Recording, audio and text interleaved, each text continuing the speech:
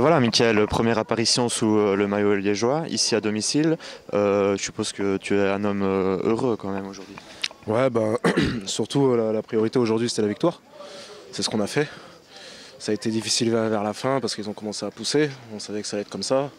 Mais bon, comme je dis, l'essentiel c'était les 3 points et on a fait le boulot aujourd'hui.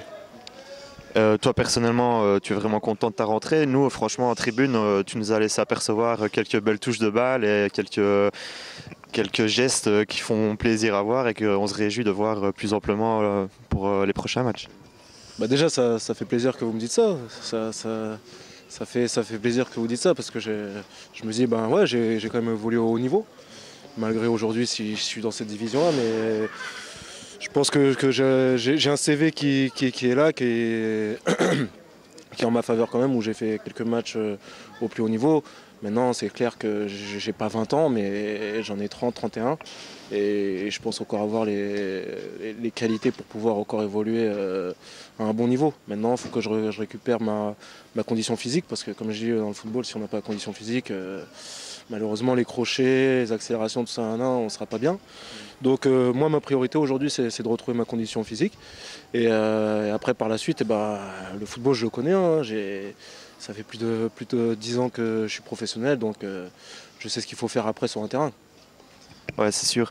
Alors, tu l'as dit, ici c'est quand même une plus petite division, mais néanmoins les supporters, est-ce que tu t'attendais à ça pour le FC Liège? Moi, comme je dis souvent aux joueurs, en plus dans les vestiaires ou à l'entraînement, etc., je leur dis prenez conscience de la chance que vous avez, les gars, de jouer devant du public, parce que j'ai connu des clubs qui étaient même plus hauts dans les divisions et qui n'avaient pas autant de public que ça. Donc à chaque fois je leur dis prenez conscience, parce que pour un joueur de foot, j'ai pu connaître les grosses ambiances à l'époque quand j'étais à Saint-Etienne ou quoi, quand les stades il y a 30-40 000. Et je peux vous dire que pour un footballeur, on en rêve de ces moments-là. Et comme je vois aujourd'hui, même à ce petit niveau-là, moi si on me dit aujourd'hui plus personne ne me veut en haut et on me propose de rester à jouer dans un cadre où on peut jouer devant 2000 personnes, c'est toujours agréable pour un footballeur professionnel.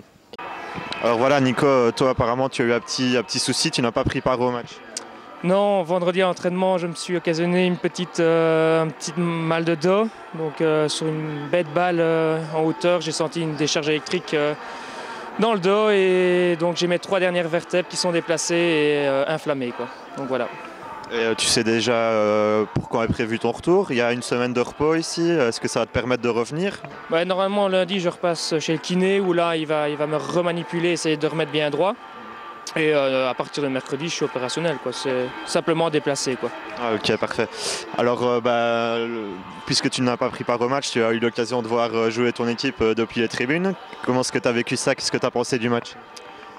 On peut gagner facilement et on se fait encore peur. 2-0, on peut marquer le 3e, on rate un penalty. Et pour finir, on se retrouve à la 90e minute avec les chocottes, peur d'en encaisser un. C'est malheureux parce malheureux parce qu'on fait peur aux supporters et on pouvait gagner facilement, quoi. Donc voilà. Mais quand même, très belle victoire, surtout au vu du classement. Oui, ça fait du bien. On conforte notre 3e place. Les EY perdent des points, donc c'est nickel.